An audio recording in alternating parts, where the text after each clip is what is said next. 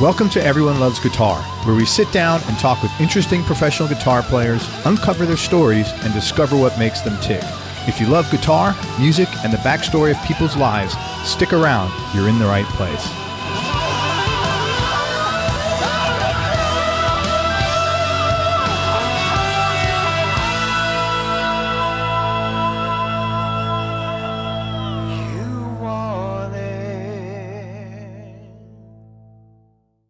Hey, this is Craig. If you like this show and you want to support it and you want to keep it free, head on over to everyonelovesguitar.com/support. That's everyonelovesguitar.com/support. If you're a business owner and you want to increase your cash flow, or if you're a label or artist and you want to promote new music, then listen up. For information about advertising on Everyone Loves Guitar, including information on geographically targeted ads, go to everyonelovesguitar.com/advertise. That's everyonelovesguitar.com/advertise. If you want to buy or sell a home or investment property and you're here in the Tampa Bay area, in Hillsborough, Pinellas, or Pasco counties, then listen up. West Florida Real Estate is a local residential real estate broker that's helped over 250 Bay Area homeowners buy and sell their properties in the last 4 years alone.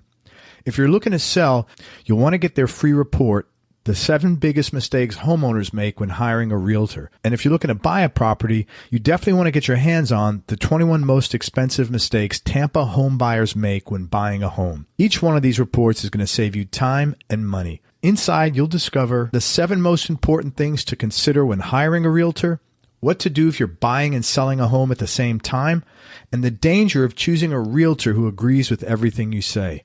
To get your hands on these free reports, head on over to westfloridarealestate.com. That's westfloridarealestate.com. Hey, everybody, this is Craig Garber. Welcome to Everyone Loves Guitar. I've got one of the greatest and most well-known guitarists around, especially in his jazz niche, and plus he's from New York City, so you know I give total props to everybody that's up there. We're with the one and only Wayne Krantz. I want to make 2 announcements. One is thanks Rob Compa from Dopapod for hooking us up, and the second is don't forget you can now watch this on YouTube if you're listening on iTunes or wherever you have podcasts. And then also, if you know Jimmy Page, Carlos Santana, Jeff Beck, or Joe Walsh, I want to have them on my show, putting it out there in the universe. Get them to me. All right, Wayne Krantz. Guitarist and composer Wayne Krantz has performed and recorded with Steely Dan, Michael Brecker, Donald Fagen, Billy Cobham, Chris Potter, David Binney, and Carla Bley. Since the early 90s, he's focused primarily on his solo career, mostly as the leader of a trio. He's released 10 solo albums to date, and here's some of the musicians he's had on his records. This is just mind-blowing. Dennis Chambers, Don Alias, Anthony Jackson, Keith Carlock, John Patitucci, Charlie Drayton, Tal Wilkenfeld, Vinnie Colaiuta, Anton Fig, Paul Stacey, which I'm going to ask you about. I don't know how you got him on. Pino Palladino, and loads of other A-list players. He's had residencies at the 55 Bar. He contributed to Donald Fagen's released solo record called Morph the Cat, and he toured with Fagen's band and Steely Dan in 2006. He's taught at NYU, Berkeley, and done countless workshops worldwide, and he just published the 2nd edition of his book on improvisation. It's called An Improviser's OS, and we'll talk about that later. Wayne, thank you so much for coming on the show. That's very nice. Thank you, Craig. Dude, you look so young, too. You look like you're like... Filter. I got a special youth filter on my... You know what? I have one on this camera. I don't have it on. There's actually a filter on this thing. I swear to you. Make me look younger? No, make me look... Wow. I haven't gotten it. I can get in your house yet. No, but so I'm telling my wife about it. I'm like, you put it on and all my wrinkles are gone. She goes, well, why don't you do that? I'm like, look, man, nobody's watching this to look at me. I assure you, if they are, this is in the wrong place. But man, how did you first get started in the music business? And what would you say was your first sort of like big break? I don't really think of myself as, thank you, but I don't really think of myself as actually being in the music business. And I don't really think of too many breaks either, to be honest. I've kind of operated a little bit in left field professionally since the beginning. I've had, some of this stuff you've mentioned is a little higher profile that I've done as a sideman. And that stuff came because I moved to the big city, really. I came from a small town in Oregon, and obviously there was nothing happening there professionally. Then I went to Berkeley in Boston, and there was nothing really happening there professionally either. So when I came here, that's really, I guess that was my break, when I moved to New York and sent out a bunch of, I moved here cold. I didn't know anyone. And started making these little demo tapes and sending them out to people that I wanted to play with. Wow. That's awesome. I mean, there really wasn't anything to do. I didn't know what else to do. I started, I got a few gigs after a while that kind of led me to other gigs. And then I guess it was a break when I was able to make a record, my first record. I was playing with Lainey Stern at the time, and she had a record thing happening with Enja Records, which was a German jazz label, pretty obscure independent label. But they made a lot of records, and through her, I kind of got to know that label, and then they agreed to make a record with me, and that was a break. I made 3 records for them, and that was really kind of the beginning of getting out there a little bit as a leader, as a guitar player. But there hasn't really been any kind of epiphanic moment of like, wow, now I've finally arrived. I mean, that hasn't really happened yet. Yeah. Once this interview is I have high hopes. I feel pressure, Wayne. Oh my God. That you were a kid then when you moved to the city? No, I wasn't. Not at all. I was a kid when I went to Berkeley, and then I stayed in Boston for some years after I got out of school. I had this kind of misapprehension that I needed to become good before I came to New York.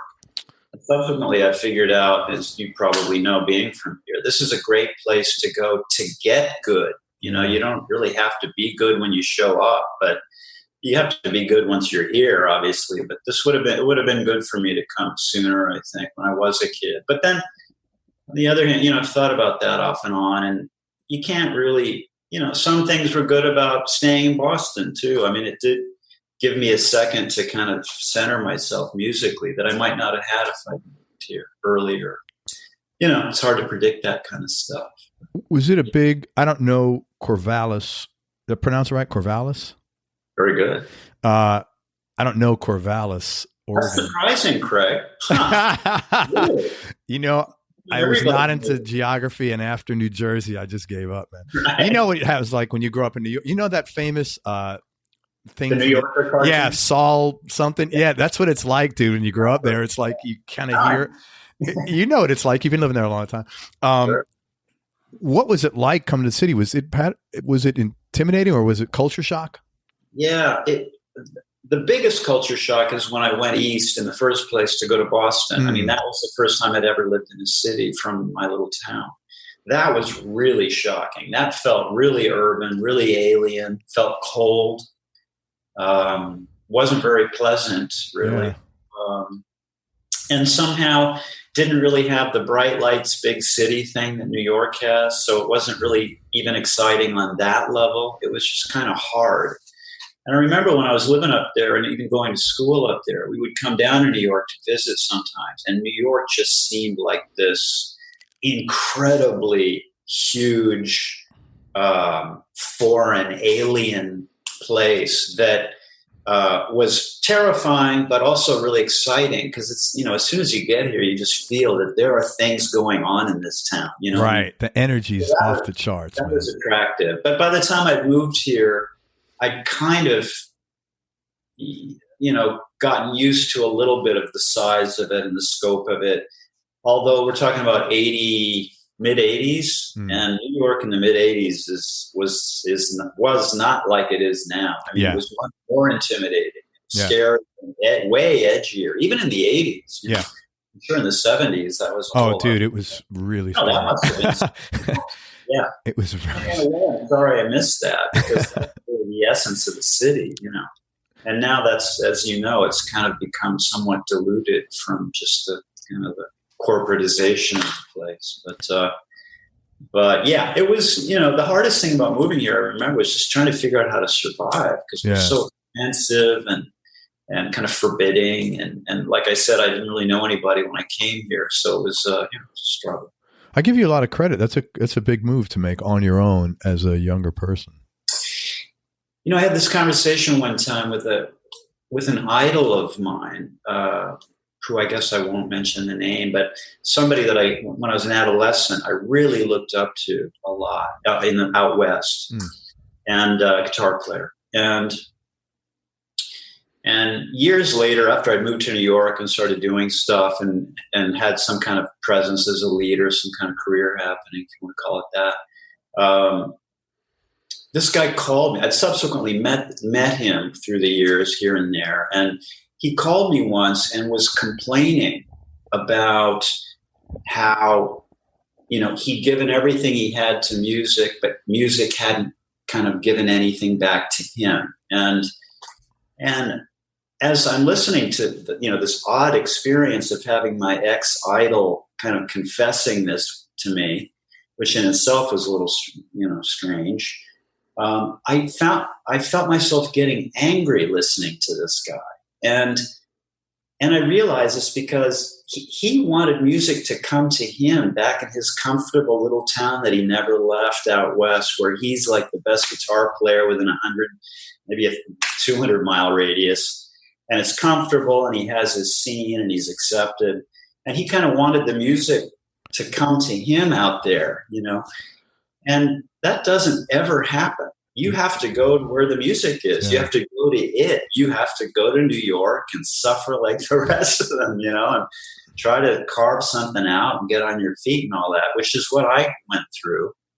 And I just kind of realized, well, maybe it was something for me to come out here. I wasn't really in tune with that before, but yeah, it was actually really hard to come here and hell yeah, deal with all that crap and go through that process of being kind of broken down to, like, it's like you get here and the cab driver that takes you in from the airport is a better guitar player than you are. You know what I mean?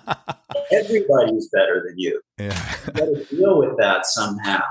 And, Where were you living when you first got to the city? I lived, actually, strangely, not that far away from where I live now, which is East Village. Yeah. We moved to mid-'80s. Man, it's so weird now, because Bleecker Street was my all-time favorite street. Yeah. And now I walk down Bleecker Street, it's like, yeah.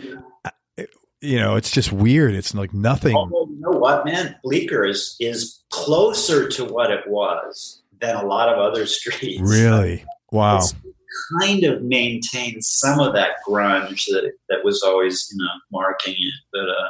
But yeah, I hear you. I mean, it is very, it's like, 19-year-old girls from the Midwest move here alone and walk the streets at 3 a.m. by themselves. And it's like, that was unheard of. Oh, hell yeah. First two. Yeah. It's funny. When last time we were in the city, I think it was in May, we walked through the East Village. I think we were walking downtown, and I told my wife, I said, next time we come, we got to spend some more time here, because this is like the last, and even the East Village is like really mellowed tremendously, as you know. But I told my wife, I said, we got to spend some more time here, because this is like the last vestiges. Sure. Yeah. On some levels, it's great because you can walk through, Tompkins Square Park in the middle of the night with your guitar. Yeah. Yeah. You be able to do that, and that's nice. Yeah. But, like with everything else, there's a loss associated with that too. Yeah, totally, man. I want to talk about a record you released in 2012 called Howie, Howie 61, which was a nod to Bob Dylan's Highway 61 Revisited, I assume. The title, yeah. And actually the title track too, yeah. What's the backstory behind that? That's a pretty big homage. It's a really superficial backstory, actually. Like probably so many of them are.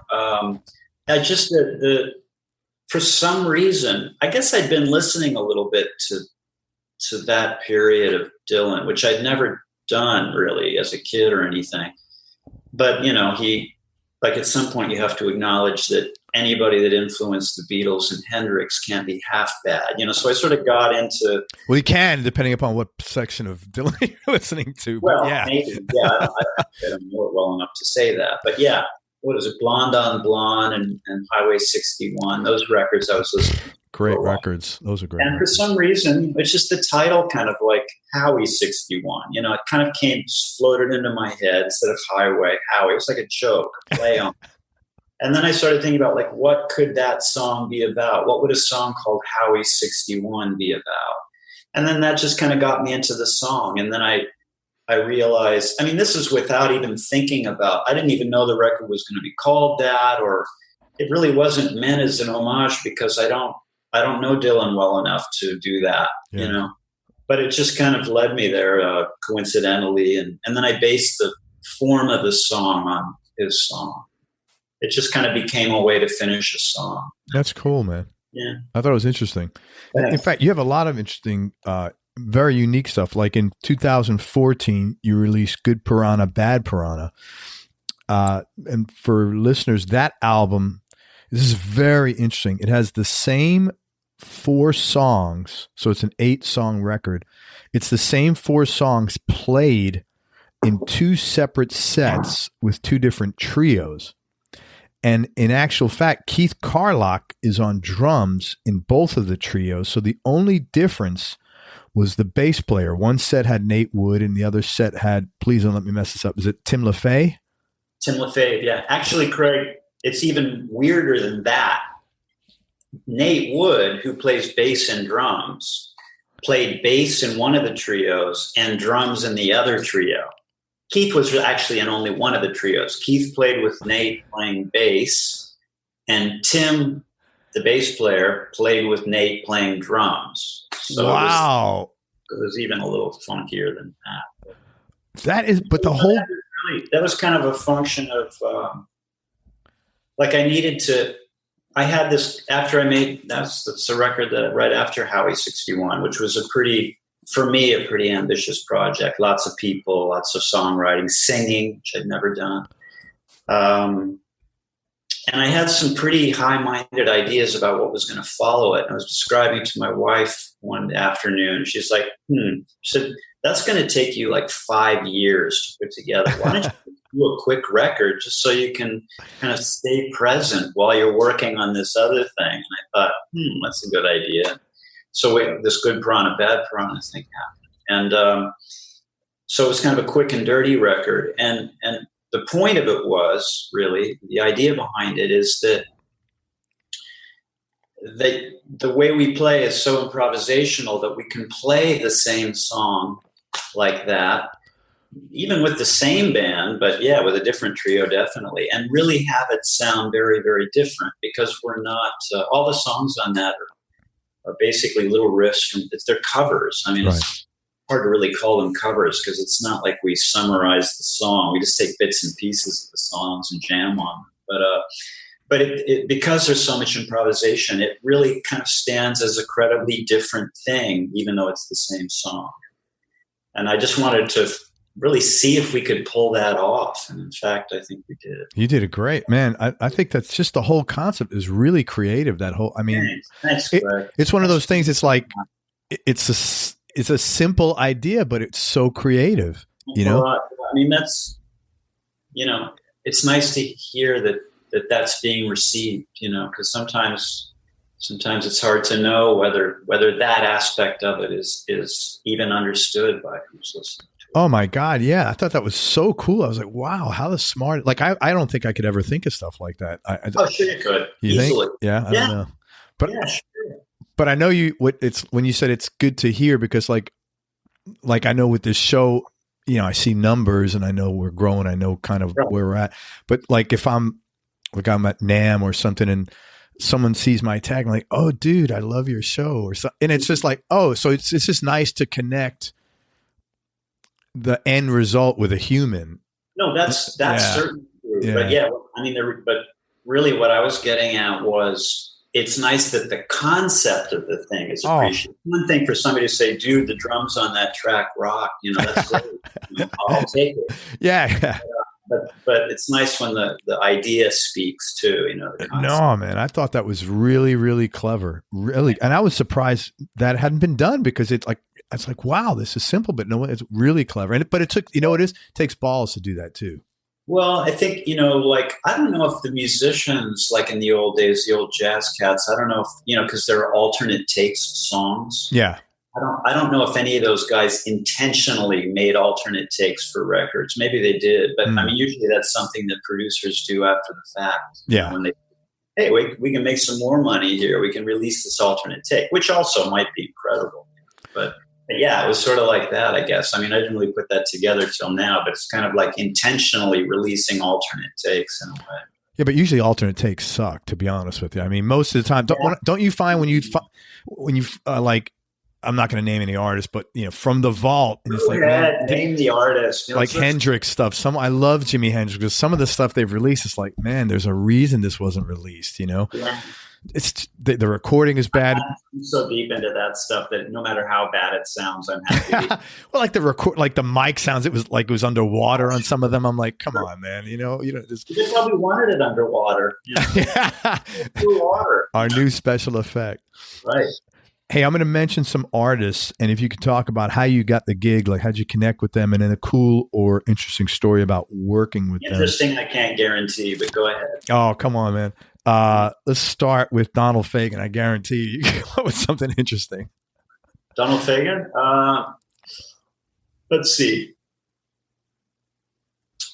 I've probably said this before, but I came back to my apartment in New York one day, and back in the days of answering machines, for cell phones. Yeah.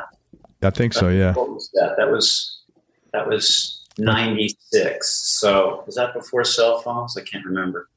Anyway, answering machines still existed. And there on my machine was a message from their manager, Steely Dan manager, asking me to send saying that the guys heard some of your stuff. They like it. They want to hear more of it. Can you send more? And I guess what had happened was, a friend of mine, John Beasley, great piano player from Los Angeles, who was working with them, or knew them or something, had played. Apparently, they were looking for a guitar player and had played some of my stuff for them, and they were interested in it because they were. It was just a phase of their live thing where they wanted somebody that could improvise, as opposed to somebody that could faithfully reproduce what had been done on record. And so that just kind of led to that. And at some point I went out to LA. I remember they said to jam, but it was really an audition. They were nice enough not to call it that. And we did, we just played, and somehow I got it. I mean, I was shocked because, like I say, I loved it. I loved that stuff in high school, but I hadn't really devoted any time to trying to be able to play like that or play in bands that were like that or anything. So it was kind of surprising, but yeah, it came about because of this friend of mine that knew them and played some of my stuff. He was nice enough to do that. That's cool, man. Yeah. The solo and the outro that you did on that Morph the Cat from the song The Great Pagoda of Fun. Oh, isn't that a nice song? Everything about that is great, man. And I was very happy when he asked me to play on that one, because I love the song, and I love the way the lyric works with the music. It's so profoundly right, that the way those two things work together. And yeah, that was an overdub. That was just me in the studio with him and Donald and the engineer. And I remember that solo is two solos edited together. Like at some point he took like the first half and made a cut, and then took the second half and it went to that for the end of it. And I remember, I don't know if I should say this. What the hell? Say it. No, there's a trumpet solo on the track too, by like a really, super respected, badass bebop trumpet player. And when I got to the session, Donald said, we're about to do the track. He said, do you want to hear the trumpet solo first? They'd already done that. I said, no, it's better if I don't. Just do my thing. And so, I really, in a dedicated way, tried to play a solo that fit with the lyric. That was for some reason, the lyric is so powerful to me that I really kind of tried to play something that felt like an instrumental version of what the character was saying, kind of. And that took some energy. I kind of worked on that and at the session. And then so we finished the track, and Donald said, "Yeah, that's fine. It's good." He said, "Well, now you want to hear the trumpet solo?" I said, "Yeah, sure. Let's hear it." And so he plays the track down. And as I'm listening to this trumpet solo, I just got really pissed off because this guy, as good as it is, and Donald loved it, there was not a thought in that player's head about trying to play something that was song specific. It was just language, bebop language over those chord changes. It could have been over any song. It wouldn't have mattered what it was. And, it's like, wow, I did all that work and this guy didn't, and he's getting paid the same amount. No. So you were serving the song. You served the song, as so many guys have told me. I tried to do that. But look, that's the thing about being a stylist, which I would think of this trumpet player as. He's a stylist, and he plays a style. And so that style gets put in this situation or that situation. And the strength of that is that the style sounds so strong, right, and so well performed, and it has power because of the history of that style and so forth. But the potential downside of that approach is that you can't really tailor it to what's happening, what actually really is happening right now. Yeah. And which is kind of how I did it. Not that, it was like I played something that was beyond style or anything, but it wasn't coming from a stylistic place. I wasn't saying, okay, now I'm going to play this bebop lick and now I'm going to play that bebop lick. Not that I knew any to play, but even if I had, I wouldn't have said that. But because I was kind of willing to get rid of that and improvise, I felt at the end of the thing like I was able to kind of deal with it for what it was, in the present. And that's like one of the main differences between, improvising, spontaneously playing, and just kind of straight idiom stylistic playing. It's one of the differences. It doesn't make it better or worse. It's just a different angle of it. And that's been my focus, that angle. So you came at this like a professional sideman does. Say it again. You approach this like a professional sideman does. Maybe. The other guys are way more professional sideman than me, but it's just how I came to terms with the challenge of doing it. That's what I had in my mind. I wanted to reflect that incredible lyric, And so, yeah. You don't have to answer this if you don't want to. Those guys are known for being pretty mercurial. I was curious, and you have it's like a 2-minute solo there between the solo and the outro. I was just curious how many takes that, how many takes did that go till it passed muster? It was a while ago, but maybe I played for like an hour and a half. I don't know how many takes that was. Maybe I did 4 or 5. I don't know.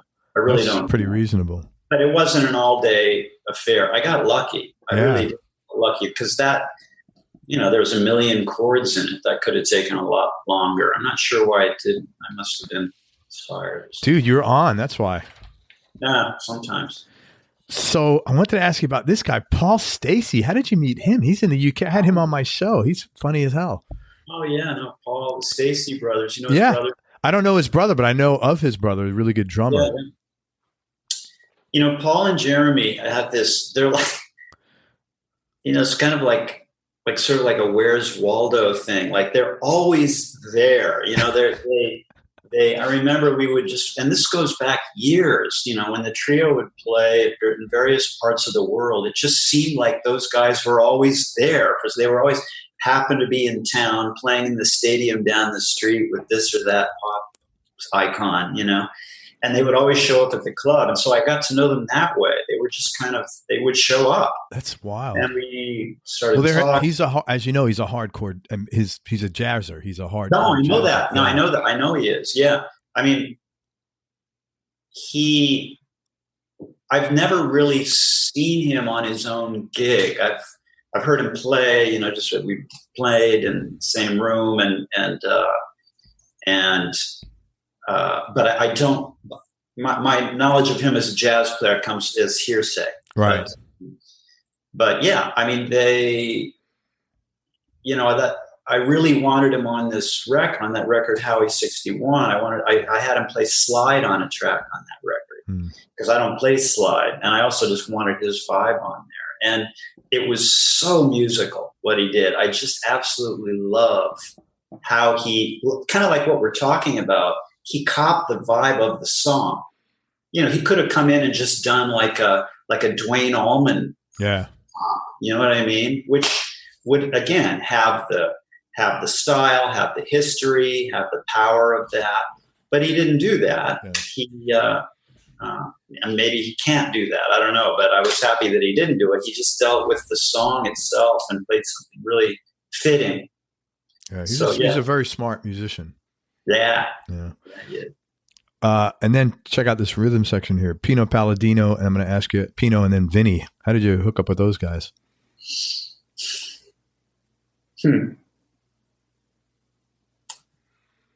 Let's see. Pino came to the 55 bar where we have this residency one night when Anthony was playing, Anthony Jackson. I met him then. And then I can't really remember what happened that made me think of calling him to do this session. I was doing a session in London for that record, Howie 61, and I asked him if he'd do it. Maybe through Jeremy, because they play together a lot. Oh, okay. Jeremy's got various, they used to play in local bands. I mean, Pino doesn't live in London anymore, but so they knew each other, and probably through Jeremy, I got him to do that session, which he was gracious enough to do for, basically for cab fare. It was really cool of him. That's cool. And then he also agreed and just tracked some stuff for my new record, the thing I'm working on now. So he's going to be on some of that. Oh, that's cool, man. It's really just thrilling. He just sounds fantastic on it. He's really, for a certain kind of thing, the guy is actually, I should mention that track that he plays on Howie 61 happens to be, I told him this the other day, one of my favorite bass tracks of all time. Really? And it was one of the very few times that I didn't write the bass part. Like normally if I write any kind of guitar stuff, and my stuff is usually based on the guitar parts, so the guitar is always written, at least for the composed parts. And when the guitar is written, I always write for the bass too, because you normally can't expect bass players to kind of improvise something spontaneously that fits with something that's really kind of calculated compositionally with lots of different harmony and melody and rhythm in it. It's too complex for people to just wing it usually. So I usually write for bass, but in the case of that track, I didn't for two reasons. One, I couldn't think of a good bass part for it. And two, Pino's not a reader. He Interesting. deals with stuff by ear. And so I knew that about him, and he told me that too. And so I thought, well, guy's a complete badass. Let me trust that he's going to be able to come up with something. And what he came up with for this song that is not a blues. What song is that? It's called How the West Was Left. On Howie 61, How the West Was Left. Yeah. Check it out. I'm going to. I'm just floored by it. I profoundly love it. It's just so completely perfect for the song, for what's happening in the song. It's a good piece of work. And Vinny, let's see, kind of met him through the years, I guess. And then kind of similarly, I think through Tal Wilkenfeld, I'm not sure. I asked him to be on that session for Howie 61 and he agreed. And similarly came in and just played the hell out of it. And I've done a couple other little things with him here and there.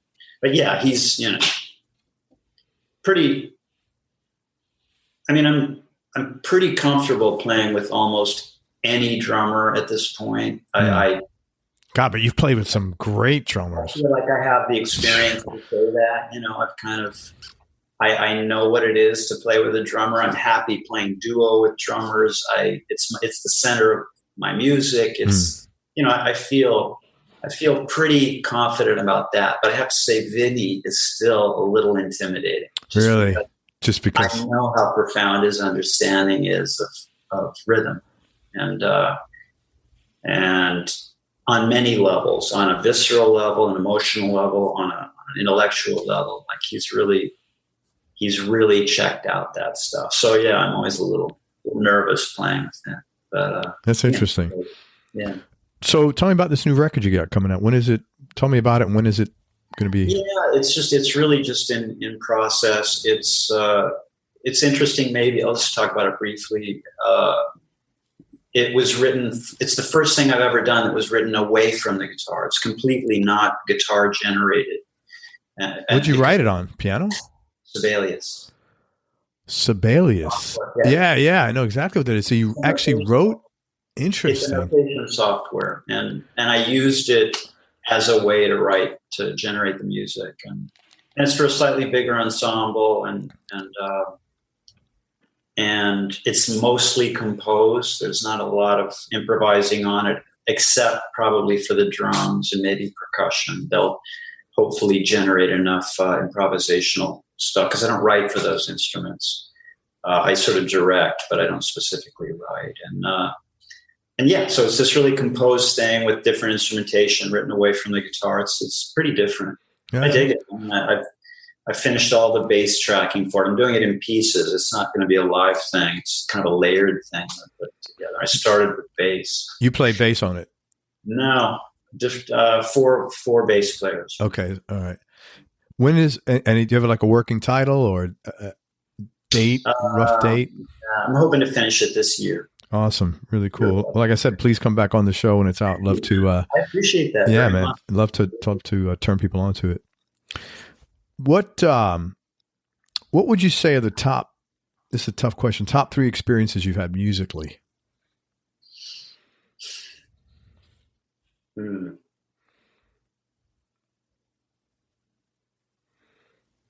Yeah, I'm sorry. That's an impossible question to answer.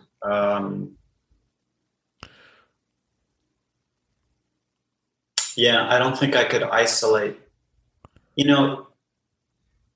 Like I'm not even sure what color the answer to that would be, because as improvisers, as we approach the music as improvisers, kind of every night is kind of the pinnacle of experience. It's kind of it's really cool. We're creating it right now, and there have been countless times where that has been as completely fulfilling as anything I could imagine in music. And it has little to do really almost with who's playing and where we're playing. It has a lot to do with who's playing, but it's not like this person you can always count on for it to happen and that person you can't. It really is spontaneous. So in that sense, it's hard to isolate particular experiences as being, Yeah, no, I get that. That's totally cool. In that way. But, yeah. Switch back to Corvallis. What was your childhood like growing up there? Lots of music in the house. As my parents listened to classical music 24/7. Really, I was born listening to it, and it played throughout my childhood and into my adolescence until I got out of there. It's hard to really say, how that impacted me exactly. I don't listen to classical music. Once I left the house, I sort of didn't listen to it anymore, except for maybe the Debussy solo piano stuff still knocks me out. A lot of guitar players like Debussy. Yeah. But it couldn't have hurt, it couldn't have hurt to have. I think it's kind of why it's maybe where my sense of harmony, because Western harmony all comes from that. Everything comes from that in the West. So my sense of harmony probably has to do with that, to whatever degree I have one, and maybe with melody too. But so that was happening, and then I found the guitar when I was 14, and that became kind of like immediately something that I was kind of interested in beyond anything else that I'd found up to that point. But there's nothing happening there. It's not like there were any mentors or shows to go see or anything like that. So it was very isolated in that way. And, it would have been different if I'd grown up in New York City, I'm sure. Did you know you wanted to play guitar like for a living at that young of an age? No, that didn't hit me until a couple of years later. It was never even, that idea was never even presented. It didn't exist anywhere. We didn't know anybody that did that, my family. Yeah. But it just kind of hit me when I was sitting around with a buddy listening to the Sons of Champlin record called Bill Champlin. Man, I had him on my show. Guy. What a story that guy has. He's one of the reasons I play music. Oh my God, what a story that guy had. He's been through hell and back. Sons of Champlin. What's that? He used to have a band called the Sons of Champlin. Yeah, I know them well. Yeah. And I was listening to a record of theirs called, coincidentally, or maybe not, Follow Your Heart. And it just kind of hit me for the first time. Maybe I was like 16, maybe then, something like that, 16 or maybe 17. It just hit me that that's what I wanted to do. I mean, not be them, but just play guitar as a professional activity. Yeah. And once that idea took root, I never turned away from it. That's really cool. Your folks were behind that? Were your parents supportive of that? Yeah, they were. They were That's cool. They were cool. They had no idea what it meant, as I didn't. We had no way of, oh, okay, kid, you want to be a guitar player? Well, let me call, Joey. And there was none of that. We didn't know what that meant. And in fact, that's why I ended up going to music schools, because we didn't know what else to do. Sure. There was no other, the idea of moving to New York or even LA that wasn't even on the radar. Nobody brought it up. It's not like it is today where maybe that's the first thing, Yeah. that he thinks of, but back then it wasn't like that. So, yeah. Yeah, you get that, and you have no idea what to do with information depending upon what the resources where you're coming from at the time. And if there's no familiarity, Sure. Yeah, I totally get that, man. Yeah. Any low points or dark periods you've had to deal with in life, and how'd you get through them? No, I've never had any low points. You know what? A couple of guys have said that, but one guy, but it was only one that I actually believed it. Yeah. Because a lot of people said, and I'm like, come on, man. You're like 50, 60 years old, however old the guy is. And I'm like, come on. But I had one guy actually believed it. He could just you could tell low points leave scars, right? And they come out in your personality of one way or another. But he had none, man. So when he said that, I didn't question it at all, because I was like, man, I believe this dude. Yeah. He's like so, every day is like Christmas, and I'll have to get his number from you. You know what? It wasn't very interesting. Because I think that's part of what makes people interesting is yeah,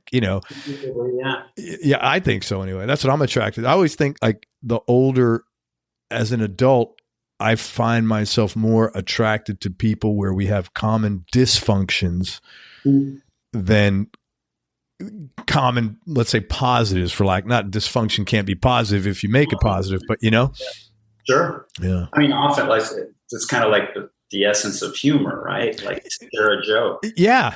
It implies that. Yeah. But yeah, I mean, the thing, the aspect of playing music that sometimes reminds me of religion is this element of, not that I know anything about religion, but and the element of faith. The low points that I've experienced musically, I think the thing that got me through those periods was faith that I had something to say with music, faith that would prevail, through whatever the tough times were. I think that's what kind of kept me on track, because there's been loads of those times, years and years of them sometimes.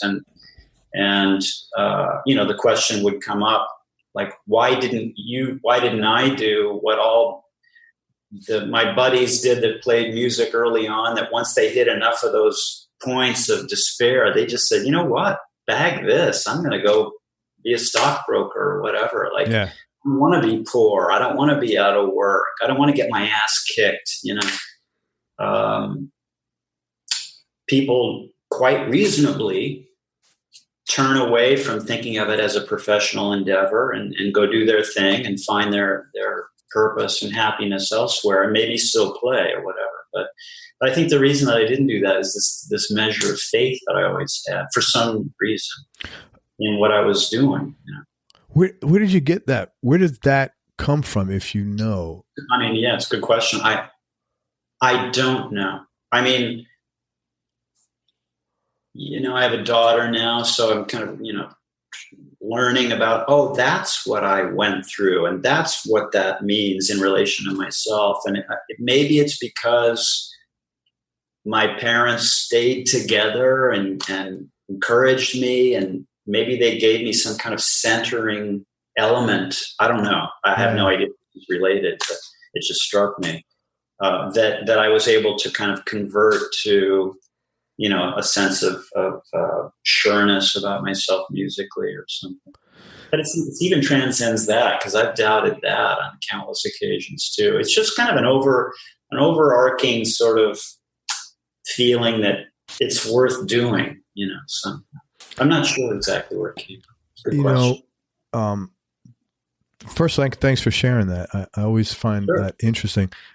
Two comments. One is, and I've said this on the show many times, the number one trait successful players have in common beyond anything else is supportive family, supportive parents. And I would say, if you looked at successful people, I haven't done this. I can only speak to what I've done, but I would have to think, if you look to, successful people in any profession, that has to be a core element of it. Yeah. I mean, I suspect, because no doubt there are countless examples of the opposite of that too. But I would have to think that if it does exist, if people did have that kind of support, that it can only help them. Yeah, I would say so. I give you a lot of credit for doing that, because it is a difficult thing to do. And you really do need to have a deep belief in yourself. And I think I'm not a religious person at all, but I think you do have to have a belief too, that like the universe is behind you ultimately. Like the universe, or whatever your higher power is, or whatever, something is supporting that. I think that's important. I know what you're talking about, and I have flirted with that. Kind of those. I like that. I like that term. How you put that. Too. At some point you realize that, as it's kind of a catchphrase for me, but the moon doesn't care either way, whether you play or don't play. Right. In the face of nature, you're just part of a big picture, and this is how you're like, I don't believe there's a big scale in the sky that's rewarding me for sticking with music or anything like that. I don't believe in fate. I don't believe in that stuff. But I do believe that the endeavor of playing music and trying to improve at it and trying to inspire other people and try to give in that way is a noble thing. I believe it, not just, I'm talking about myself, but just in general.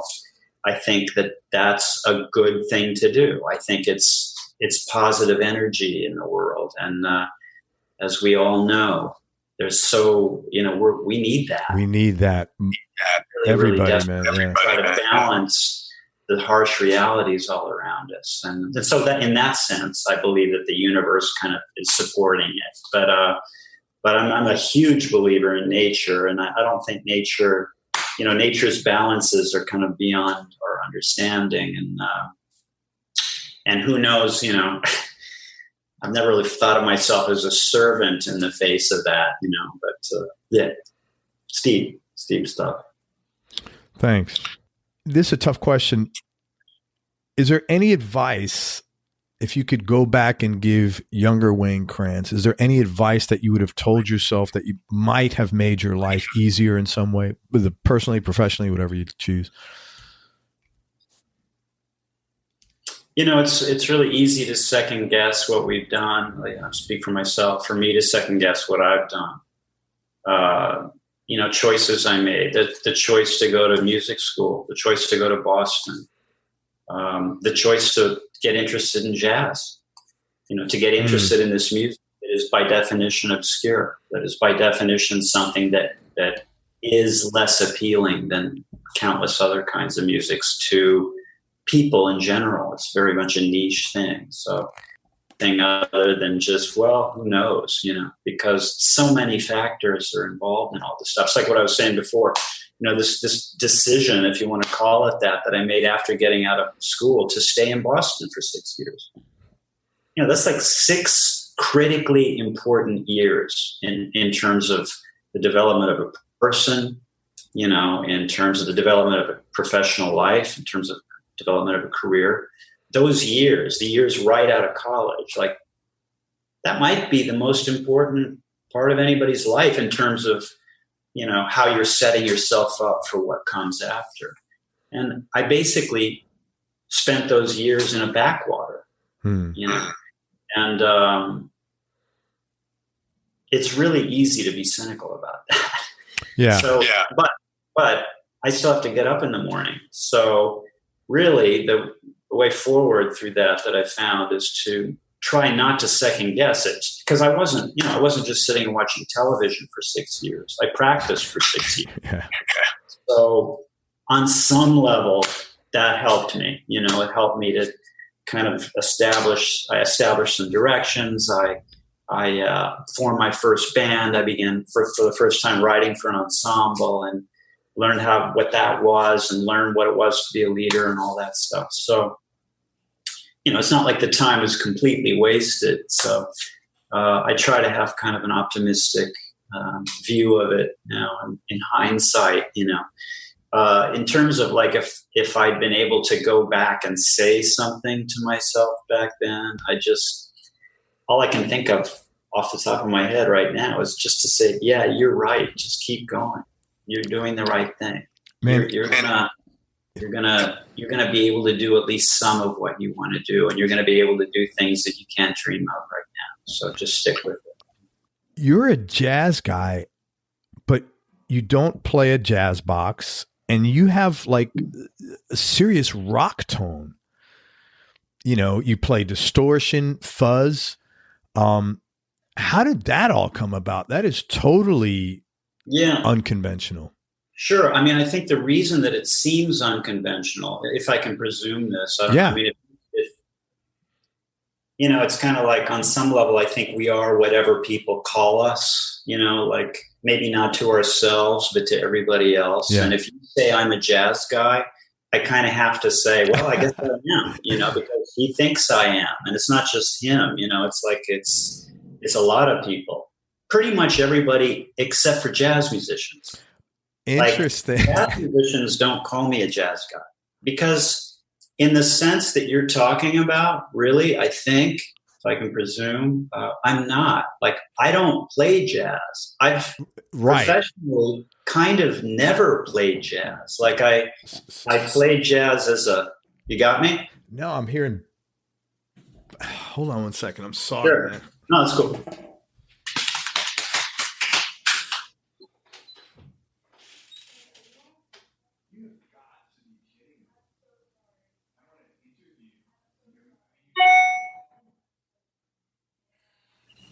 Thank you. Oh my God.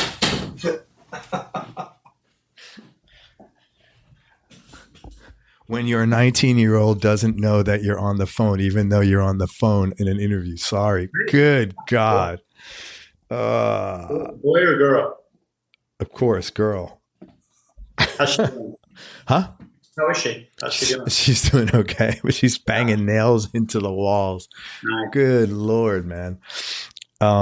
Sorry. Like, I can't even believe this is happening. I'm like, wait a minute. Totally cool. You know, how old is your daughter? Or you have a daughter? How 14. Old? Oh, so you're in the thick of it right now. Or you're just about to be. So I hear. Yeah, man. It's so far so good. Yeah. It's great. I hope it stays like that forever. Thank you. Okay. So you're the jazz guy. Let's go back to that. No, it's just, I mean, you'd have to figure out what jazz is to really get to the bottom of that. But I mean, typically jazz means you play jazz. You play jazz, to me. You play jazz music. You play standards. You improvise with Charlie Parker and John Coltrane as kind of distant models that you draw language from, and a lot of it is idiom. A lot of it's language, the content of what you play, the linear part of the thing, the harmonic thing. I mean, all of those things are what I think of when people talk about jazz. And I don't do any of that stuff and haven't ever done it. I mean, I guess when I first started, I was a little bit professionally, like I used to play a little bit more reliantly. I wonder if that's a word. Should be. Let's say it is. Should reliantly. Be, yeah. Definitely. Relying on bebop language, post-bop language, actually. I mean, I don't want to get too obscure now, but jazz language. Yes. And when I got more interested in improvising, because that's not improvising for me anyway, that's soloing. Mm-hmm. But it's using elements that are predefined a lot. So in that sense, it's really not spontaneously generated. And when I became more interested in playing like that, more spontaneously, more in the moment, then all that jazz language wasn't useful anymore. So I got rid of it. And so I guess like maybe in the beginning of my career, I was more of a jazz player than I am now, even though I wasn't playing jazz then either. Everything you're, not to cut you off, everything you're saying is fair enough. And when I said you're a jazz guy, it's like, I don't know how to describe to people listening, like,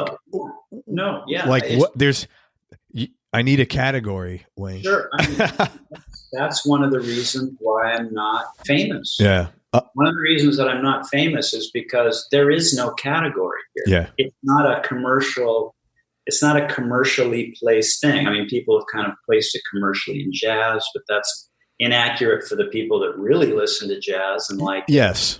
And they've put me in a category of fusion, which is also kind of inaccurate for the people that know that and love that, So it's kind of this kind of neither here nor there thing that's prevented, easy kind of marketing strategies with my stuff. I mean, like the jazz part of what I do, the thing that I relate that word to with what I do is just the improvisational part of it. Like that's the part of jazz, or at least that's the part of my perception of jazz that I wanted to keep, this thing of improvising. And in that sense, it can exist in any idiom. Like whenever anyone's improvising in metal or rock, if that's even possible to improvise in metal, maybe it is, I don't know. But because it's so fast, like it's hard to be spontaneous when it's at the extreme limits of what's possible technically. Yeah, I get what you're saying.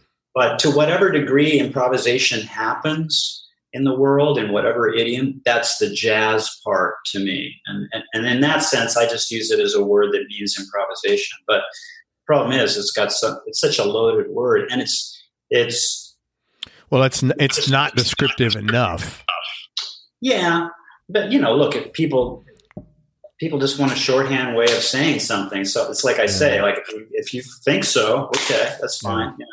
I mean, if it rankles me at all, it's just because I don't want it to present some kind of barrier for them to getting what I'm doing. Yeah. And if they're looking at it through that kind of lens, like there's really no difference between this jazz player and that jazz. Here's Wayne, this jazz player, and here's Barney Kessel, that jazz player. Then if we're in a group, then if they've put us on a shelf, then they're not getting it. No. And I don't like barriers. I don't like it when people are limited in the way that they can take in what I'm doing. So in that sense, I sort of disagree with the word, but it's a little bit like disagreeing with war. I mean, because I disagree with it doesn't mean it ain't going to happen. Yeah. So I try not to, I don't make a big deal about it, but the disconnect you're talking about, like here's this jazz player who's playing with this rock sound and rock ideas, and wait a second, he plays with a rock sound, he plays rock ideas with a rock groove. With a rock guitar. Player, you know? It's just like, but you know, whatever. It's really not for me, I don't think, especially with my limited marketing ability, to come up with a way to describe that. It's up for other people to do it. And some people can do it well, and some people, I think, can't. And that's just the way it is. Well, I think the key word that you said is improvisation, and that's 100% accurate. You know, that is exactly. I'm kind of radical in that sense. Like, I don't believe that jazz is particularly more improvisational than anything else. I mean, in terms of how people are playing it, I hear a lot of language being used. I mean, you know, there's always creative factions and creative elements in all the genres, and some jazz musicians are in fact improvising. You know, they in fact are not relying on the strategies of greats from the past. And to whatever degree that's the case, that's fantastic, I think. I mean, because that's what keeps things going. That's what keeps things alive. That's what prevents an idiom from just dying out, is if there are people that are creatively dealing with the present, you know, maybe acknowledging the presence of the figures in the past, but not being like ruled by them. And so that can happen in any idiom, even hip hop, which has just become just totally cynically produced pap, you know, largely in the mainstream, in my opinion. You know, I'm sure there are cats out there on the fringe doing incredible stuff with that. I heard somebody the other day, I wish I could think of the name of it. A student laid this album on me it's not new, but what was, Villainy? Some villainy thing. Somebody's going to know what I'm talking about. Villain is figured in the thing. And here's some guy, and he was in Brazil. I read in the thing, he was in Brazil, and he just sequestered himself in a room and made this record. And it's just so creative and on it, you know, and cool and artistic, you know, as much or more so as any jazz record I've ever heard, you know, with a lot of kind of spontaneity on it, even though it's tracked and stuff. But, you know, I think it can happen. You know, whatever the idiom, it can happen. How did you come up with that? To me, that's the jazz part. You know, it's like the creative thing. But as I say, I mean, it's not like I'm saying that jazz is more creative. How did you come up with your style then? Like, it's so different. You know, you change tempos, time signature. I mean, it's really different. It's 100% improvisational. Exactly what it is. Where did that come from? You didn't hear 50 guys doing that and say, "Oh, I'm going to try that." No, that's right. You know, it's kind of got a lot of angles. I mean, some of the things you just mentioned, those are performance things that we do, like the tempo changing and stuff. That's a performance thing we do to try to keep the audience engaged, to try to keep the audience a little unbalanced, to try to keep them awake and to not get bored. Because change, I believe, is what keeps things interesting when people are perceiving performance. It's difference that happens within the context of performance that causes engagement. Otherwise, people just go to sleep. Doesn't matter how good it is. You know what? Let me just comment on that. It's 100% true, because I watched a bunch of videos, and every time there was a tempo or time, it was a tempo change mostly. I was like, I got engaged. I got re-engaged because it was now something. Okay, now I got to track with this, and it was like a pattern interrupt, if they would call it that. Yeah, it's like a little miniature wake up call. Yeah, and to a degree, that's kind of the function of my playing. Really, period. It's just try to provide those little wake up calls in my playing to keep people awake. Literally, I mean. You know, years ago, I went to see like a phenomenal soloist playing that I had a lot of admiration for, and a lot of people did. And I took my girlfriend at the time to see the show, who was a music lover. And, of course, and,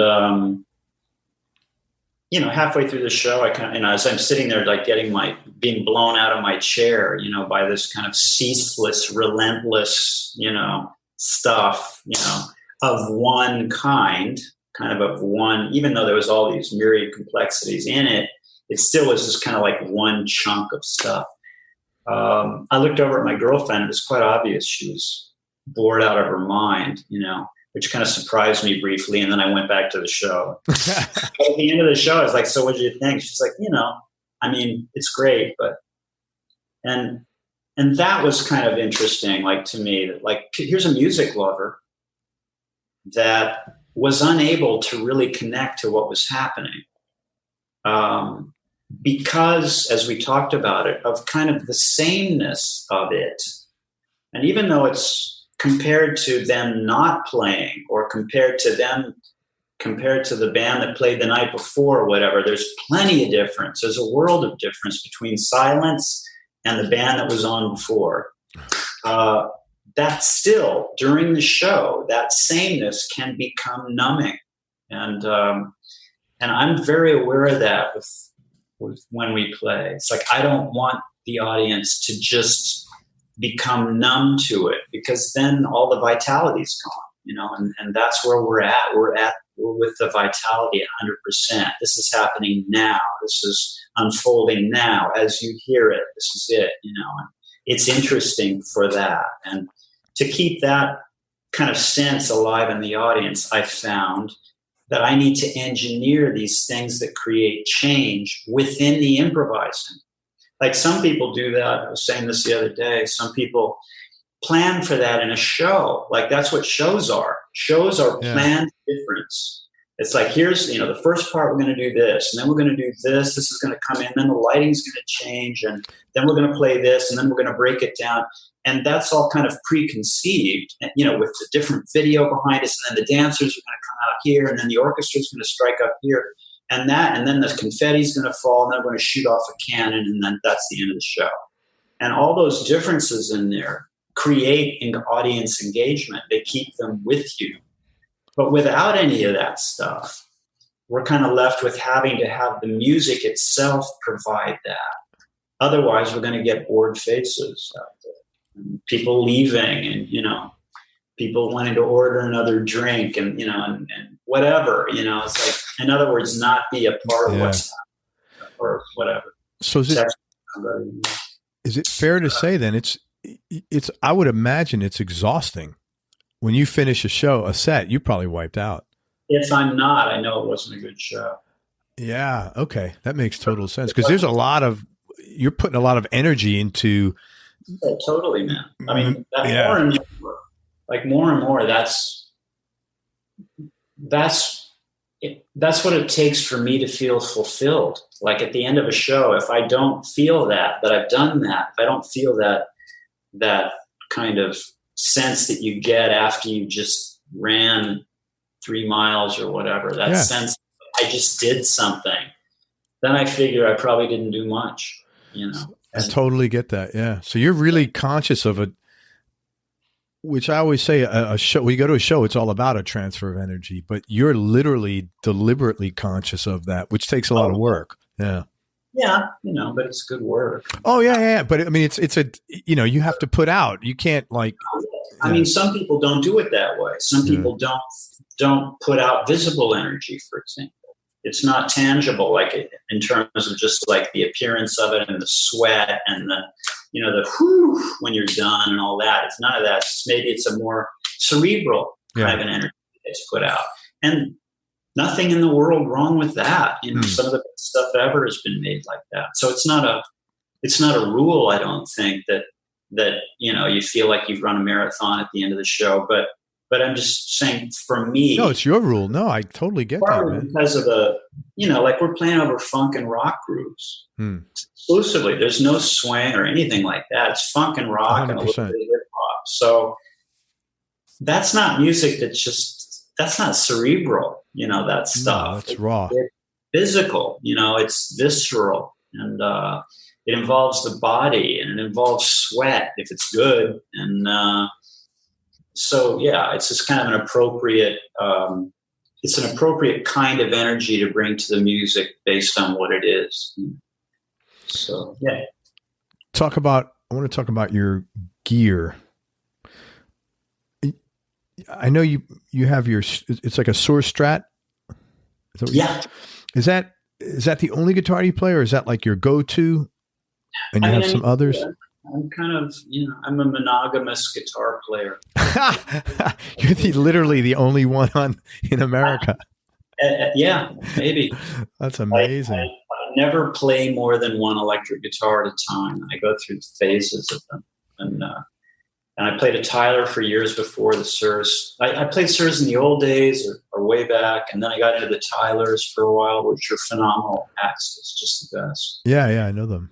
But then, I was saying to somebody the other day, so I got this, John sent me this guitar, or somebody at Surs sent me this guitar in the mail. And I got it, and I opened it up and looked at it, and I haven't touched anything since. I mean, the first one was kind of their classic Strat, I guess, more or less, with a rosewood neck. Mm-hmm. And I just had them make me one asked them to make me one with a maple neck that I've been playing now for, I don't know, a year plus or something. And I just adore it. It's just the vibe of it. I mean, I like the sound of it plenty, but the vibe of it is just perfect for me, and the way it feels and everything. It's just great. It's nice. It's a nice thing for me to feel a connection like that to a guitar. I'm not usually one to do that. I'm not really much of a guitar guy, period. I don't, like so many of my friends and peers are. Like I like them fine, but it's not like I really feel deeply connected to them, except I got to say in this case, you do. I hate to not have it. I really would. Is it, what kind of pickups are in there? Is it his own? His vintage pickups, or whatever they're called, and it has his. To be too nerdy here, but it has his noiseless system, like the way he's cracked that problem. And sure, he's cracked it in such a satisfying way sonically. Like I feel absolutely no compromise with it, and I can use the back pickup and not, cause the first three rows to leave. I mean, they leave for other reasons, but no, come on, they're not leaving. What are you playing through most of the time? It's a Marshall 2553 Jubilee series, 80s, 212s. It's like a mini stack, 50 watt. That's my home amp. That's the amp that lives at the gig that I have every week. It lives down there. And on the road, I just try to get the DSL 2000s. I've figured out how to use those, and they're very consistent. I mean, not completely so, but consistent enough. So if I can get them on a backline gig, I'm happy. That's cool. Which I really prefer. I mean, I prefer 412s. That's really the ultimate for me. But it's not practical for the little gig at home. Would you say this is the best guitar that you've played or you've owned? I don't want to be disrespectful to the other makers, but I adore it. That's awesome, man. Yeah. You ever sell a guitar you wish you can get back? Oh, yeah, man. I never sell a guitar now. I'm done. Oh, you just don't sell them? I'll never sell another guitar. I mean, unless I have to. Sure. Obviously. But yeah, that's always a mistake, at least in my life. And I suspect it's probably the same for everybody. It's always a mistake. Yeah. You get money that just disappears, and then you don't have the money or the guitar. It's ridiculous. I had there was a time when I was making some dough at one point, and I'd always wanted a Telly. And I met this guy that had a Telly for sale, 67, that had been refinished. I think Jay Black at Fender refinished it. It looked great. It was relict, really perfectly relict. Maple neck. At the time, it was kind of expensive at the time. It was like $2,200 or something. The guy needed the money, so he was letting it go. And I was kind of on the border, but I thought, I'm making some dough. Now I can have a Telly finally. And it just turned out to be this incredible Telly. It's really, really, like I've taken it to my Telly friends that have like 1960 telly, and we ate it and everything, and they're blown away by it. It's just great, really slim neck. I don't play it much, but anyway, after I'd had it for some years, the guy called me back. He's like, wow, I'm kind of working again, and I was just wondering, like, are you playing that telly? Could I get that? Maybe buy it back from you. I'll give you a good price. And I was like, man, sorry. So you didn't do it good. I can't do it. I may look like a pawn shop, but in reality, I'm not. No, I hear you. No, I'm really happy I didn't get rid of it, because I might have. I could have said, well, I'll make an extra $1 or $2 here. That'll be nice. But I'm really, really happy I didn't get rid of it, and I never will. That's great. Yeah. First record you ever bought, if you remember that. Bought? Yeah. Might have been the soundtrack to Casino Royale. Interesting. Movie that Peter Sellers was in. That was James Bond, right? Yeah, as a kid, I was just deeply into James Bond and Secret Agents, and so I would buy those albums and pretend I was that, But I mean, beyond like kids stuff, when I first really started listening to music and stuff, one of the first albums I remember buying was the White Album. The Beatles, yeah. I have a clear memory of buying that record. We bought it at the local drugstore, and I remember they were selling it under the counter for some reason. It wasn't out. I don't know whether it's because they thought the religious right was going to pick at their store, or they thought people were going to steal it or whatever. But that there it was. Like, I had to ask the guy for it. He brought it out from under the counter. I felt like I got in the whole. That had to be kind of cool that he had to bring it out from. Yeah, that's kind of most amazing. Was Corvallis like a more of a conservative? I thought Oregon in general was pretty left.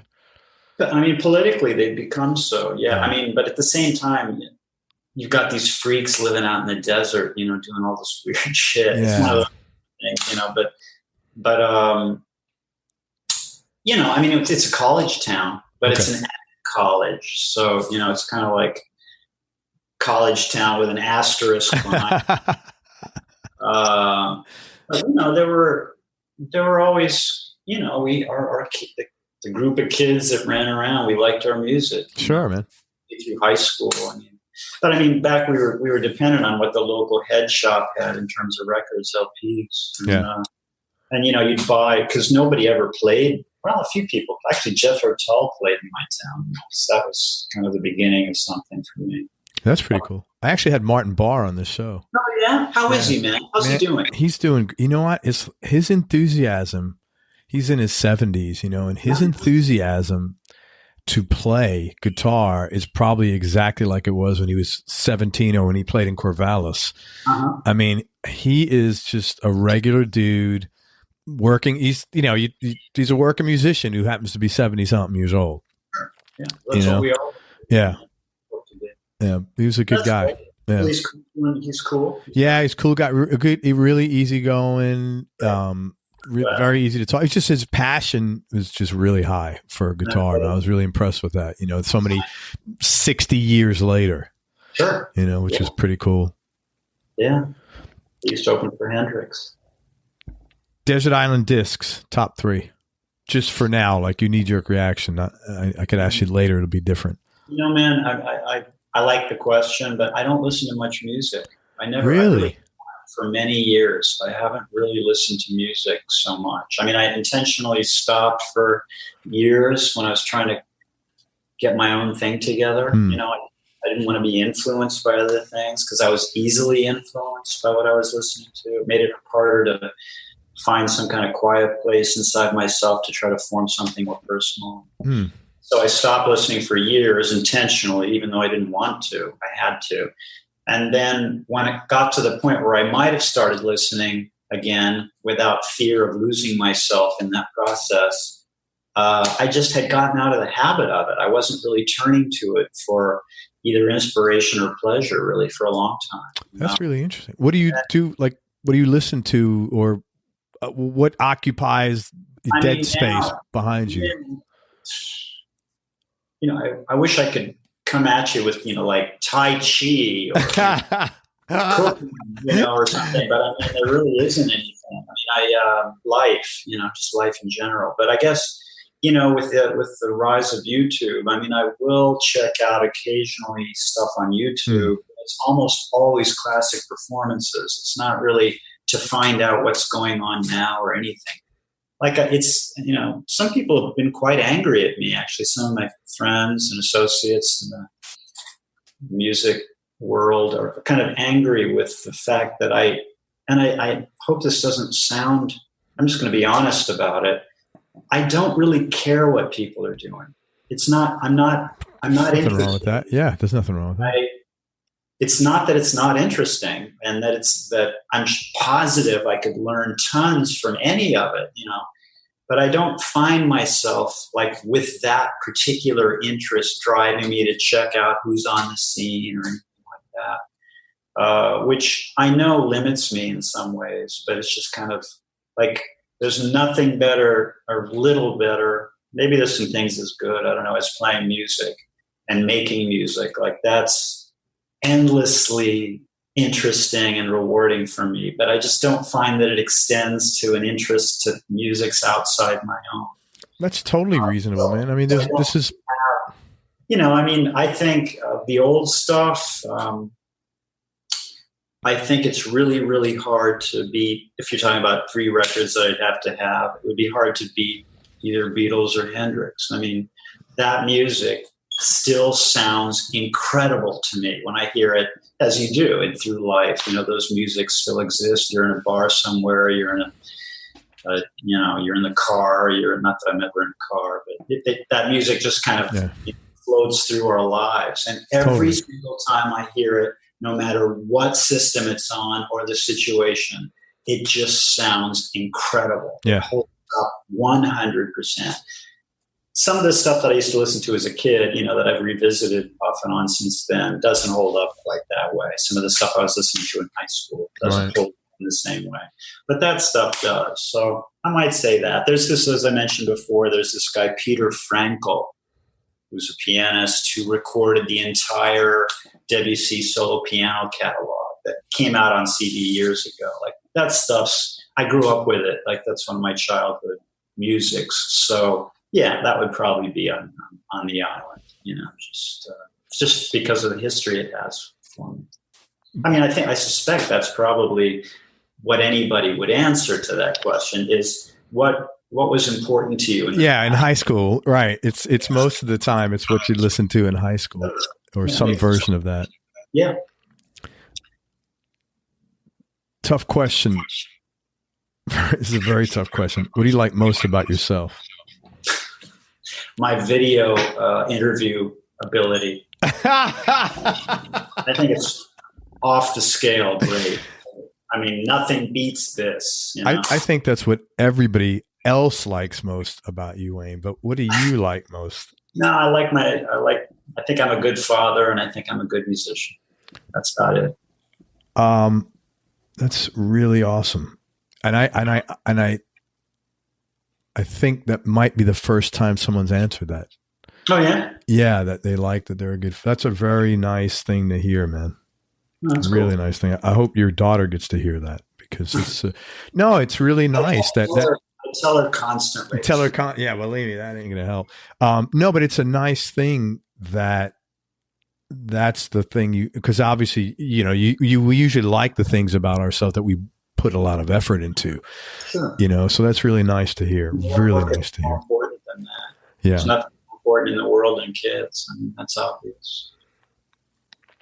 Well, I think you're unfortunately not in the majority who feels that way, sadly, to be honest with you. No, it's not really an appropriate viewpoint. No. Something about yourself people might be surprised to hear or find a little odd. God, I don't think anybody would be concerned about alienated by something. I don't know. I really, like I said, people are surprised when I say that I don't really go to music for pleasure or inspiration very much. I mean, that's kind of a little odd. But yeah, it's hard to say. Really, it's hard to say about that. I'm not sure how to answer that one. How about you? What do you think? Oh, what do I think about you? That's odd. Oh God, I need a whole separate interview to answer that. Wow. Yeah, you could ask my wife. She'd probably give you. Talk after the show. She'd give you a list in about 10 minutes. That's a million things.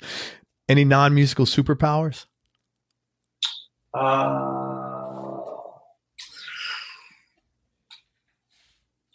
No. I'm going to ask you just 3 more questions. Okay. Then they're all tough. Toughest decision you had to make or most difficult thing you've had to do? It would be,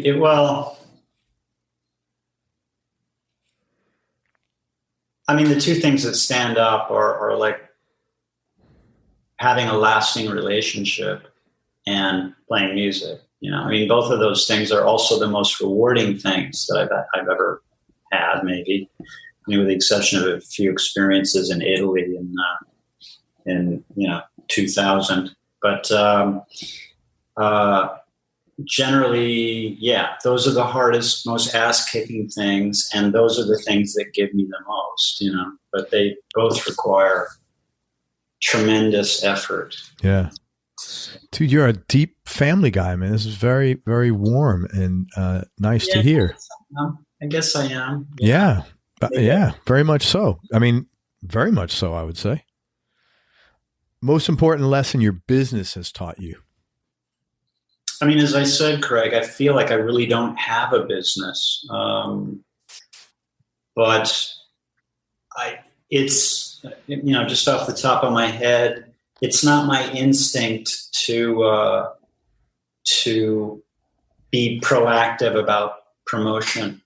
And I remember it was when I first moved to New York and wanted to work as a sideman, and realized this interesting thing happened once. I went over to Mike Stern's house once. We were hanging out, and while I was there, he got on the phone, and this was at the height of his success in New York. I think it was soon after he'd been playing with Miles. Like, there weren't too many people that had a higher profile than guitar at the time in the creative music, jazz music world. And I remember seeing him get on the phone to hustle a gig as a sideman. And that shocked the hell out of me. It's like, this guy has to hustle a gig. And I kind of realized, this is a guy that if there's a gig available, they should call him. Right. And that seeing that kind of made me rethink my own perception of what it was to be outgoing about wanting to do things and interacting with people about it and calling somebody to ask for something and all that stuff, which really didn't come naturally to me. I kind of got the idea, that was where I got the first inkling, maybe, that I was really kind of thinking about that in a way that was not real, that it was just kind of an internal fantasy. And the fact is that the business is all about connection. It's all about reaching out, and people at all levels do that. It doesn't matter. There's no point where you can stop doing that. Yeah. And that was kind of a step. That enabled me to, maybe it didn't really happen then, but I was completely independent of the business for 10 years. I just sold stuff directly. I'd made stuff, self-produced stuff, and sold it directly on the internet to my fans. The audience that I created with those first records that I made on the German label, and then subsequently through different things. But when I realized the limitation of that business model, if you want to call it that, although I wouldn't know a business model if she took me out to lunch, I kind of realized that in order to move forward, I was going to have to make alliances. I was going to have to reach out. I was going to have to say, okay, I'll make a record on your label, and okay, I'll do these gigs, and kind of, avail myself of the energy around me more rather than isolate myself. And, I still struggle with that, but I've kind of turned that around a little bit. Good for you. So it was probably a great thing that you saw it ultimately. As shocking as it was at the time, it probably like seriously changed your career. You probably never knew that even happened. Yeah. You know? It was so natural what was happening. That you probably gave it a second thought. Wow. I said 3 questions. I'm going to put one fun one in there. What's your favorite New York City food? I mean, it's corny, you know. It's corny to say that you like New York pizza, you know. No, man. It's everything. You know, it's just it's everything. There's only one pizza, and you know, I've had it everywhere. I mean, I haven't had it in like Morocco because I heard it kind of comes from Arabic, that it has Arabic roots rather than Italian roots. Interesting.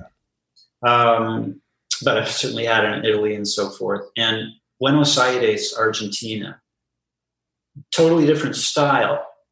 But I have to say it's ballpark great with what we get here. Wow. But yeah, I mean, I like the flat stuff. So this is really the town for it. Man, you know what was my favorite? Do you remember on Bleecker Street Pizza Box? Huh. It was across. It was like you know where Puerto Rico is, a coffee shop? Yeah. It was like across and then a little further east across the street. There was a I think I might know what you're talking about. Yeah, they had like an outdoor thing in the back. You could sit in the back outdoors, which was really good to hang out. Man, that opened when I was about the rats back there. Yeah, it was always cool back there. There was nothing. It was really clean and stuff. And that opened when I was like 13, and I had been going there, and I had taken my kids there a bunch of times even, and it closed about 6 years ago. Man, I was devastated. You know. Yeah. And the head shop closed next to it. It was, you know, very sad. Yeah, I know, man. But that's my favorite pizza. And last question, Wayne, what's the biggest change in your personality over the last 10 years? And how much of that has been intentional and how much is just a natural part of aging? I'm a little bit, and maybe this is just what it is to age. I don't know. It's possible. But I'm a little bit more tuned in and respectful of my own comfort level with things. Like, it took me a long time to acknowledge that it's okay for me to want to be comfortable with something. And so, you know, and there's so much about playing music that's potentially uncomfortable too. It's not exactly a comfort-driven profession particularly. No. There's a lot that conspires out there to make you uncomfortable. So that you have to sort of tolerate that for a long time just to get anywhere. But it's one of the changes anyway. I don't know if it's the biggest change, but it's a change. I notice it. I notice I have a little bit less tolerance for buying into other people's perceptions of how things are supposed to be. I think it's healthy, though, what you're saying. Yeah, I do. I mean, as long as it doesn't get to a point where it's all you're concerned with, because there's obviously negotiation necessary in life to get sure with people and do things. And so I'm just trying to get a better sense of that negotiation, maybe, but with a little bit more advocacy from my own perspective. Good for you, man. Good. I'm not hearing any sense of anything other than like healthy stuff, man. That's great. Yeah. I mean, hopefully. Hey, man, first of all, I want to thank you very much for being so sincere and sweet. And I really appreciate you're a very nice guy and you had a good sense of humor. I do want to talk about the book you have, and I can't read my own, and I have it here. Let me I'm so embarrassed. I wrote it down. An Improviser's OS. I couldn't read Improviser. An Improviser's OS. This is the second edition of the book. What is different about it? And also, I need to tell everybody, Wayne made a great video promoting it. I mean, it was hilarious. Wow. It was my daughter produced it. Your daughter produced it? It was great, man. It was really good. You went to the library and everything in the city, and you know, you went all over. But talk about what did you add? Talk about the basis of the book in the first place, and how did you change it? Thanks a lot for asking. Yeah, I wrote this book initially like 15 years ago, and it was really,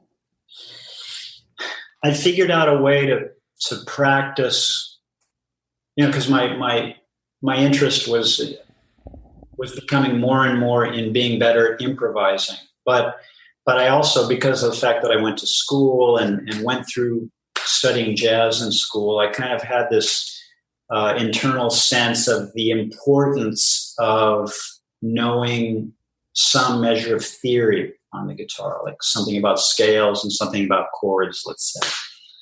But the way those things were always taught and the way I was taught to practice those things always felt super boring. And so I wasn't inclined to do it because I don't like being bored when I'm playing the guitar, and also uncreative, which is why they were boring. Actually, anything creative is boring to me. Most things, I should say. So I was trying to figure out a way to practice chords and scales, but with a creative perspective, and to not be boring creatively, and to help me be a better improviser. So I came up with a system for that, if you want to call it that, a way to do that. And really, at the time, as an effort to just kind of get it out of my head, I decided to write it down. And that's kind of what the genesis of the first edition of this thing was. It was just kind of me figuring out a way to talk about it, and in a way, hopefully people would be able to understand, maybe find it useful, because I was using it to teach my students. And, it seemed like, hey, maybe this thing actually isn't such a bad way to go about this. It's not just me. Maybe other people could get something out of it. So that was the first book. And then it, and I sold it through my website and stuff. And then I remember about a year ago, I can't remember how many times it's been reprinted. I mean, it's not a huge seller, but I mean, I print little lots of 1,000 at a time. That's great. I was out of the book again, for however many times that had happened. And the guy that was at that point helping me sell it, who's the guy that runs the label that I work with, Abstract Logic, said, who's also a tech guy, kind of, he said, whenever somebody, there's this guy like who's a guru, maybe you'd know him, I don't know, based on what you said, a guru of like one of the programming languages. I can't remember which one. He's like the guy, he writes the manual for people to, he said every year when there's new advancements with the programming, he releases the same book with an extra chapter covering the up-to-date stuff. A lot of, that's a how-to template for many industries. Right. Yeah. So he said, why don't you do that? Here we're out of the book. Why don't you just add a chapter to it, and we'll sell it like that? And then, then there'll be something new. Maybe some of the people that bought the old book will want to buy it because there's something new. I was kind of like, yeah, okay. And, then months went by, nothing happened. And finally I sat down and said, what is there? Do I have anything new? And it's like, it turns out there was kind of a lot that's happened in the last 15 years. And it also turned out, it became immediately apparent that just tacking a chapter onto the end of this thing wasn't going to cut it. So I ended up rewriting the thing, basically, from the ground up, keeping parts of it that were I felt were essential and kind of as clearly stated as I could figure out how to say them. I managed to pull it off in the first book. So I kind of kept some of that stuff, but then kind of reworked the rest of it, and the stuff that could be clearer, I clarified and kind of changed the intent of the book to be a little bit less theory oriented and a little bit more kind of performance, improvisation oriented. And it's longer now, and it's just kind of it's kind of the same basic element of the book as being like a way to practice this stuff that some of us decide to deal with, this theory stuff, which, as the book goes to pretty great lengths to say, isn't necessary for us to be good. It's not. The best example to think of is that Hendrix didn't know a thing about it. So it's not a necessary element of what it takes to be good, but it is interesting and it does lead to things. And for certain musicians, it's inevitable that they're going to get involved with that stuff, especially because it ain't 1967 anymore.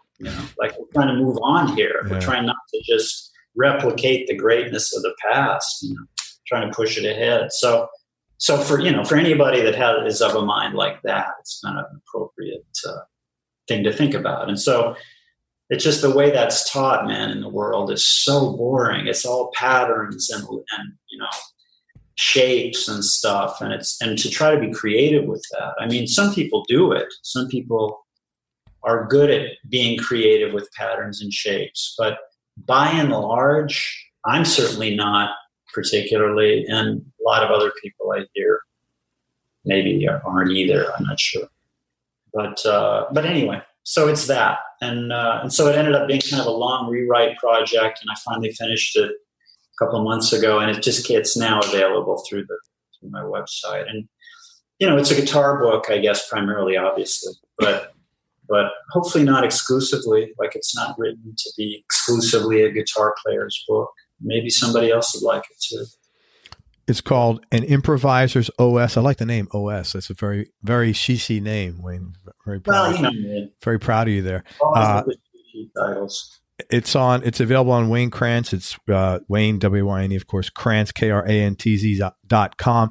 And also, I didn't know this, Wayne is actually available for lessons, and you can is there a contact tab on your? There is. Yeah. Skype lessons I've been doing. Yeah. It's on my website too. Zoom lessons. Reprogramming. Zoom lessons. Yeah, maybe.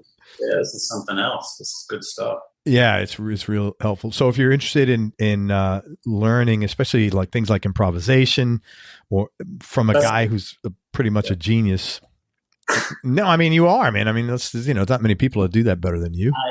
I have something to say. He has something to say. And so connect with him on his website at waynekrantz.com.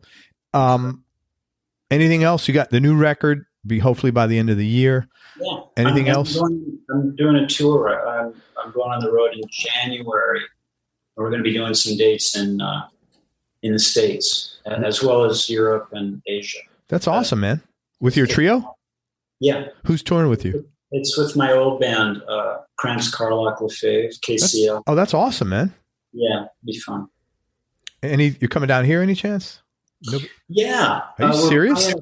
We're playing at that festival. What's it? The Ground Up Festival? Is that what it's called? It's in Miami. Yeah. Oh, with the Snarky Puppy guys. Yeah. Yeah. That should be a really good show.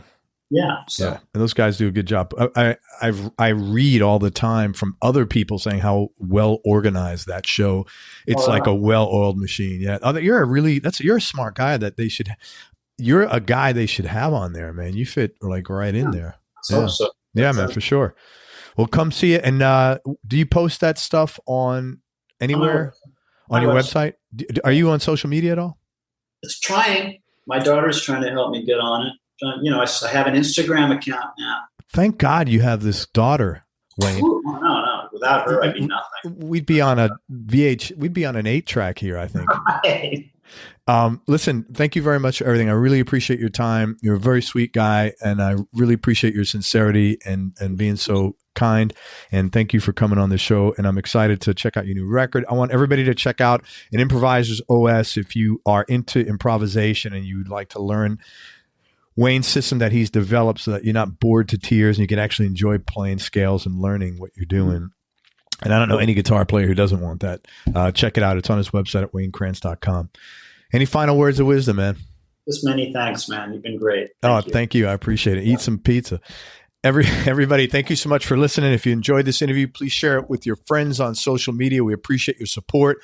Make sure you support Wayne Krantz and all his music. And thanks to Wayne for spending time with us. And go to his website. He's got a bunch of really cool stuff there. He's got a really large, looks like a double record or a large set that you did there available for free download, I think, right?